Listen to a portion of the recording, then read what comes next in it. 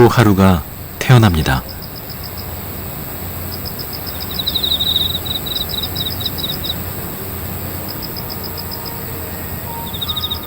생, 로, 병, 사.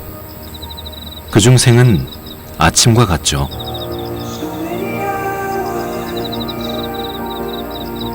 피아노 건반 위에서 손가락이 춤을 추듯 새벽 여명에선 만물의 에너지가 느껴집니다.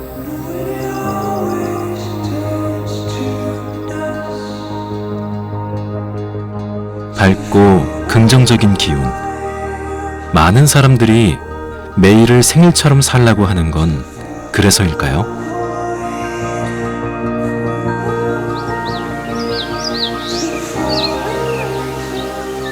생이 시작되면 그 순간부터 생로병사의 굴레는 시작됩니다. 그 굴레에서 고뇌하고 집착하는데 삶을 허비하지 않으려면 어떻게 해야 할까? 석가모니 부처님의 고민은 안개 속 같은 생로병사, 그 네 가지 고통에서 벗어나는 것이었습니다.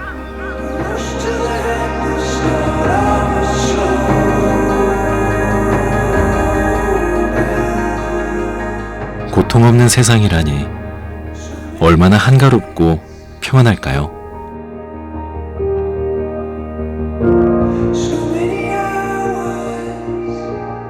하지만 그 고통을 느끼고 고뇌하기에 인간은 인간적인 것 아닐까요?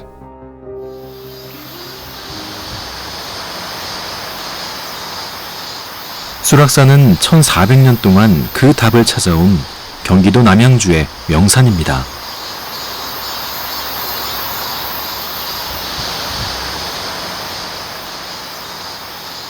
지금은 도로가 잘 닦여 있어 찾아가기 편리하지만 수락산 꽤 깊은 산세 사이에 천년의 숨결을 지닌 고찰이 있습니다.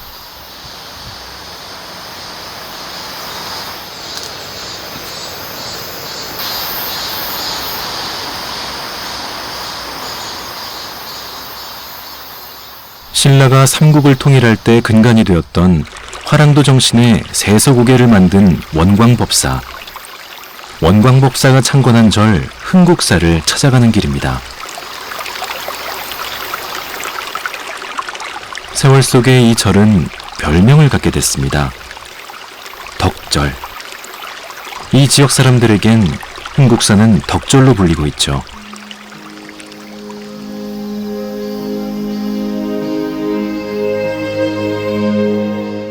흥국사 바로 인근에는 조선의 14대 왕인 선조의 아버지이자 조선 최초의 대원군이었던 덕흥대원군의 묘가 있습니다. 13대 왕이었던 명종 이후 적장자가 없어 후궁 출신 서자로 왕위에 올랐던 선조는 자신의 아버지 덕흥대원군의 묘를 왕릉으로 추존하기 위해 노력했는데요. 사대부의 반대가 심하자 선조는 꾀를 냈다고 합니다. 마을 사람들이 물건을 팔러 나갈 때 덕릉을 지나왔다고 말하면 값을 후하게 쳐주도록 하면서 사람들에게는 덕릉으로 불리게 한 것이죠. 선조의 아버지 덕흥대원군의 묘는 그렇게 덕릉으로 불리게 됐고 곁에 있던 천년고찰은 덕절로 불리게 됐다고 합니다.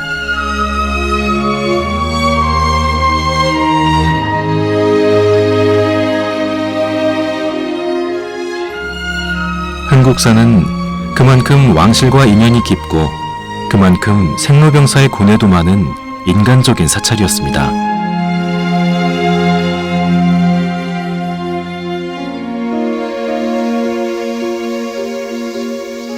나라를 흥하게 하는 절이라는 뜻의 흥국사에서 가장 큰 전각이 바로 이 대방입니다.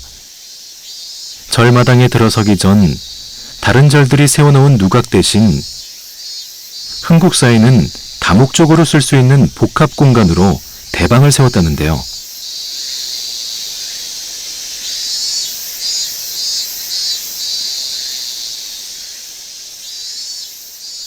흥국사 사적비에는 임진왜란 이후 불국에서 일어난 만일연불회에서 연불 수행을 하기 위해 만든 공간이라고 적혀 있답니다. 가운데 가장 큰 방을 두고 양쪽으로 H자 돌기 부분에 법당과 누각, 승방과 부엌까지 갖추고 있어 왕가에서 찾아와도 큰 행사가 있어도 다양하게 사용했을 조선시대 불교 종합문화 수행 공간인 셈이죠.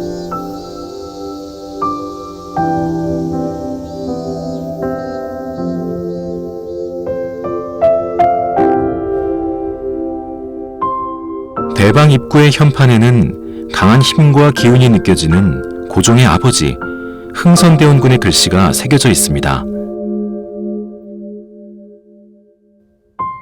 유학을 중시하던 숭유역불의 조선시대에 왕가의 흔적이 사찰 입구부터 보이는 이유는 무엇일까요?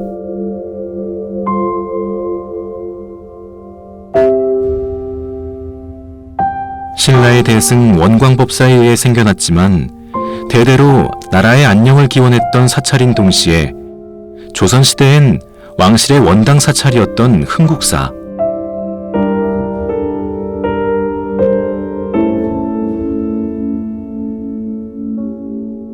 조선 후기 순조와 흥선대원군 그리고 고종의 호위를 받아 흥국사를 찾아온 왕족들은 이 대방에서 조용히 무언가를 염원했을 겁니다.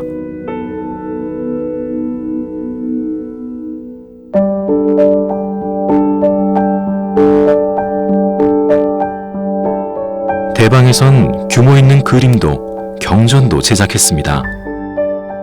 특히 흥국사의 불화는 세밀하고 아름답기가 극에 달했단 평가를 많이 받는데요.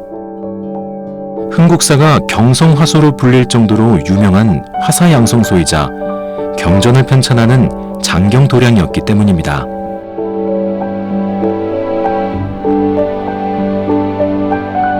대방의 창을 열면 석가모니 부에 계신 대웅전이 정면으로 보입니다. 왕실에서 방문했을 때는 이렇게 대웅전을 향해 예불을 드리기도 했다는데요.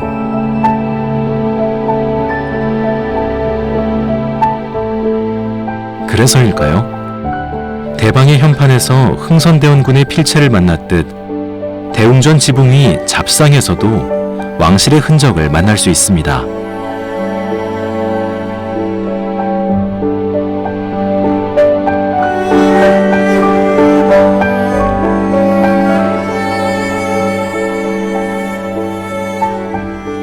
공작의 날개처럼 펼친 팔작지붕 한가운데에는 청색의 기와 한 장이 눈에 띕니다. 경복궁 근정전과 사정전에만 올렸다는 청기와도 흥국사 대웅전이 조선왕실의 의미 있는 사찰이었다는 걸 알려주는 표식이라고 합니다.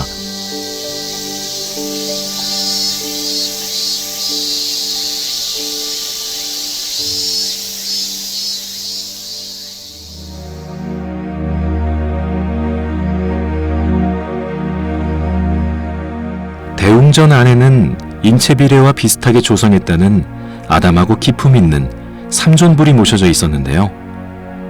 가운데 석가모니 불의 좌우에는 문수보살과 보현보살이 자리하고 있습니다.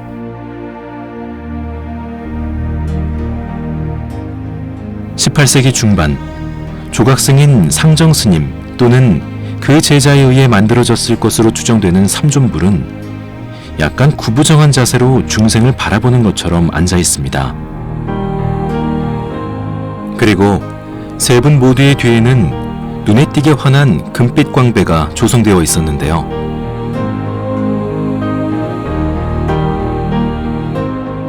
나무로 조각하고 금을 덧씌운 광배는 입체감이 더해진 화불 장식으로 일반적으로는 후불탱화를 안치하는 데 반해 금빛으로 활활 타오르는 듯한 원통형 목조광배를 둔 것은 흥국사만의 특징이라고 합니다.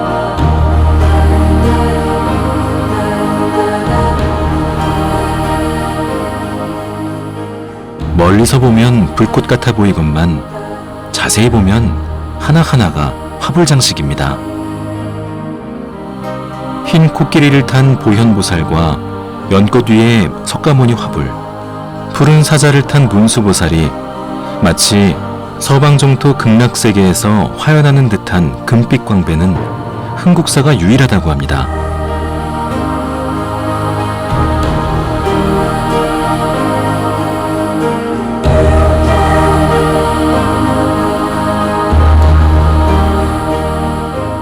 제 눈에는 마치 세 분의 부처님이 구름 속에서 내려오는 3D 입체 영화의 한 장면을 바라보는 것처럼 느껴질 정도였죠.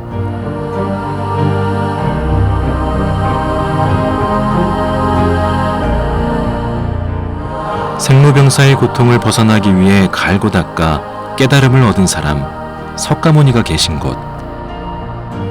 흥국사 대웅보전에서 왕가의 사람들이 고통 없는 세상을 염원했다니 생로병사야말로 평등한 것 아닐까요? 어쩌면 고통을 느끼는 것 자체가 참으로 인간적이라는 생각이 듭니다.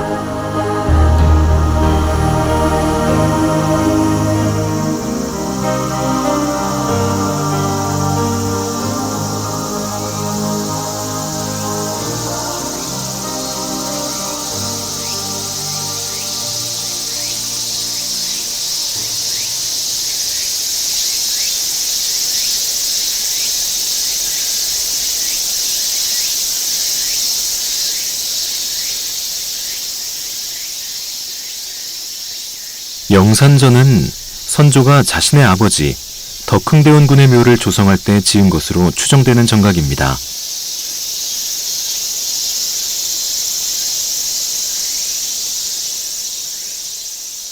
영산전에서 바라보면 직선거리에 덕릉이 있기 때문이죠.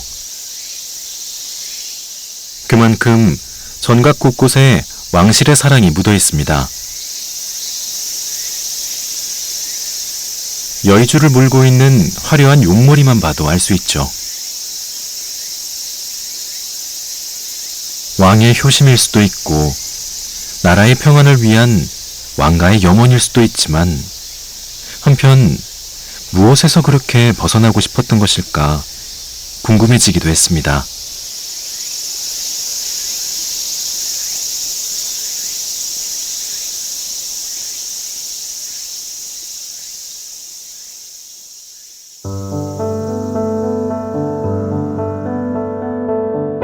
그 답을 노년에 든 흥선대원군이 영산전 기둥마다 적었다는 주련에서 엿봤는데요.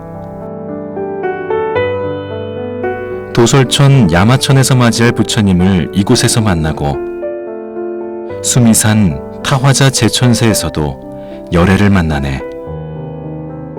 같은 시간 같은 모임 어디에서도 부처를 배우니 달이 1000개의 강을 비치는 뜻을 의심할 수 없어라.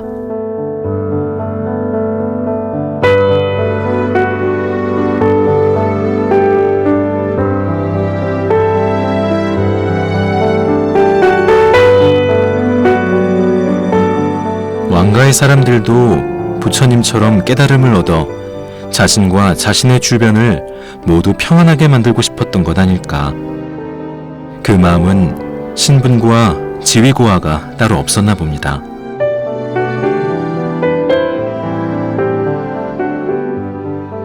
생로병사 중 가장 고통스러운 고통은 무엇일까요? 저는 병들어 아픈 고통이 아닐까 생각했는데요. 이 한 칸짜리 작지만 화려한 만월보전은 그 질병의 고통을 덜어주고자 하얀 보름달처럼 생긴 약사열애부를 모신 전각입니다.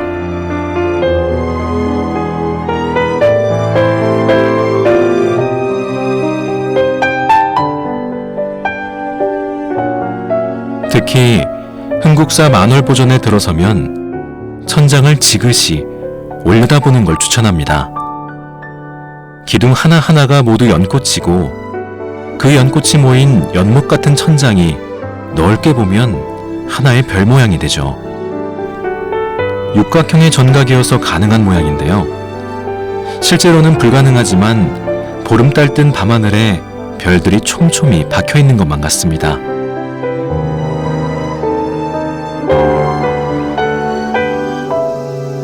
늙고 병드는 것이 두려웠던 걸까요?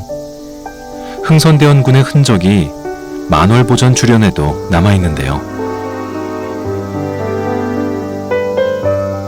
동방세계의 이름은 만월이니 약사열애불의 그 밝은 기운은 희고 맑구나. 부처님의 머리카락과 정수리 구슬은 산처럼 푸르고 미간의 백호는 눈같이 희다.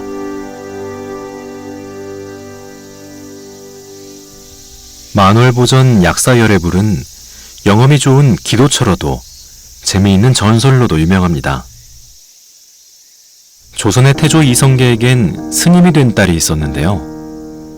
아버지가 아프다는 소식을 듣고 서울 정릉 봉국사에 약사열애를 모셔 기도하자 씻은 듯 나았고 소문이 퍼져 유명사찰이 됐죠. 그런데 어느 날 약사열애불이 사라져 찾아보니 시냇가에 놓여 있었고 도통 움직이지 않았습니다.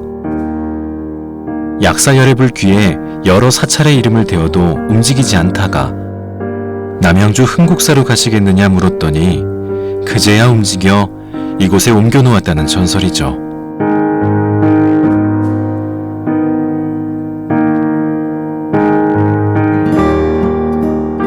구름만 보아도 마음 평안해지듯 보름달 같은 약사열애불이 온 것만으로도 많은 사람들이 치유받지 않았을까요?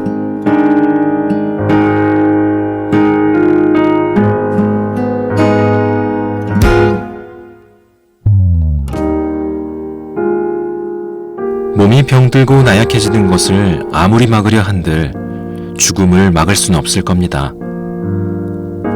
시황전은 그 죽음이라는 고통을 조금이라도 가볍게 해주고자 하는 부처님의 자비심을 느낄 수 있는 곳인데요.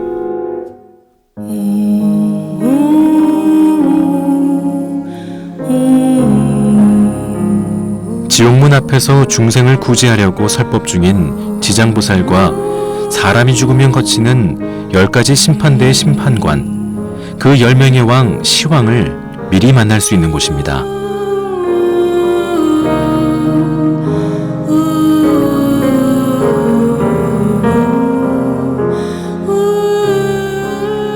짐작컨대 아마도 시황전은 사후의 세계를 살아있을 때 보고 경계하여 살아있는 동안 지옥에 가지 않도록 살라는 뜻으로 지은 것 아닐까 싶었는데요. 특히 흥국사 시황전은 정조대왕과의 인연도 깊습니다. 흥국사에서 100일 기도 끝에 왕자를 얻은 정조가 부처님께 은혜를 갚는다는 마음으로 지어준 전각이 바로 시황전이기 때문입니다. 부처님 가피로 태어난 자식의 생을 축하하며 타인의 죽음까지도 자비 얻기를 바랬던 정조대왕. 그 마음이야말로 부처의 마음을 닮은 것 같습니다.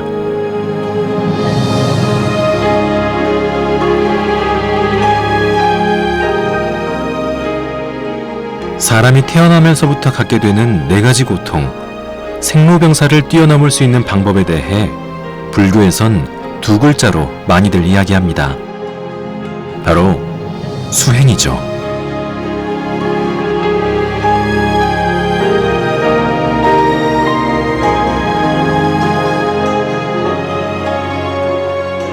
나한전의 삼존불과 16명의 나한은 이미 수행으로 지혜를 갈고 닦아 생로병사를 초월한 분들입니다. 15세기 초에 만들어졌다는 나한들의 색감과 모습이 마치 어제 안치한 것처럼 선명하고 살아있는 것처럼 미려합니다. 우스꽝스럽기도 무섭기도 한 다양한 표정에선 인간 삼라만상이 보이는 것 같기도 합니다.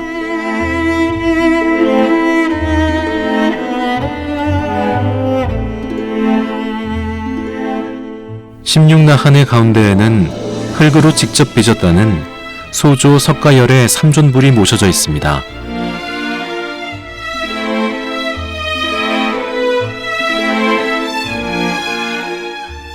54cm의 아담한 석가열애상은 신체가 날씬하고 얼굴이 갸름해 조선시대의 풍채 좋고 둥글둥글한 부처의 모습과는 사뭇 다릅니다. 수행자의 모습과도 닮은 듯 싶었는데요. 전문가들에 의하면 1650년 이전에 만들어졌을 것이라고 하니 무려 370년 넘는 세월, 얼마나 많은 이들에게 지혜를 닦고자 하는 마음과 자비심을 느끼게 했을까 생각하게 됐습니다.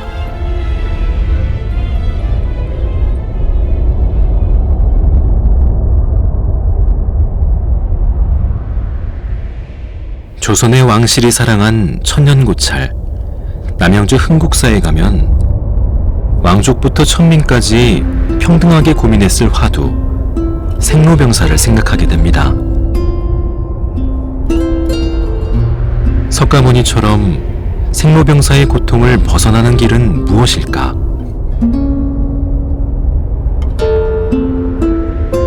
상구보리 하와중생.